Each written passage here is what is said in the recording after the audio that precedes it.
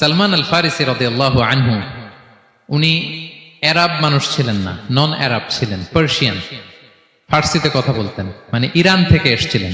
উনি প্রথমে অগ্নি উপাসক ছিলেন। কি ছিলেন?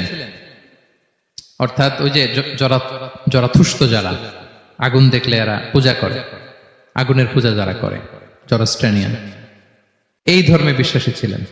আগুনের পূজা করতেন ইরানে। তিনিও আগুনের পূজা করে, তার বাবাও আগুনের পূজা করে। তো একদিন বাবা একটা কাজে পাঠিয়েছে, ওই কাজ করতে যেয়ে সে খ্রিস্টানদের গির্জা ক্রস করতেছিল। ছোট মানুষ গির্জা ক্রস করতে যেয়ে দেখে খ্রিস্টানরা কেমন যেন আলাদা ইবাদত করে, নামাজ পড়ে। এটা দেখে খুব ভাল লাগছে, তার খুব ভাল লাগছে। বাড়িতে এসে বাবারে বলে, বাবা আমি দেখলাম যে খ্রিস্টানরা তাদের চার্চে গির্জায় নামাজ পড়ে, এটা তো অনেক সুন্দর, আমরা যে আগুনের সামনে যা করি এটার চেয়ে ওইটা সুন্দর। বাবা বলে, খাইছে, ছেলে তো আমার শেষ হয়ে যাবে। তো বলতেছে, না না বাবা, আমরা যে আগুনের উপাসনা করি এটাই ভালো। উনি বলেন, না, আমি অনেক চিন্তা করেছি, ওরা যেভাবে গডের কাছে চায় ওইটা শ্রেষ্ঠ। বাবার সাথে ছেলের, সালমানের অনেক তর্ক বিতর্ক। পরে বাবা ভাবলেন, যদি ওকে না আটকাই তাইলে প্রভাবিত হয়ে সে খ্রিস্টান হয়ে যেতে পারে।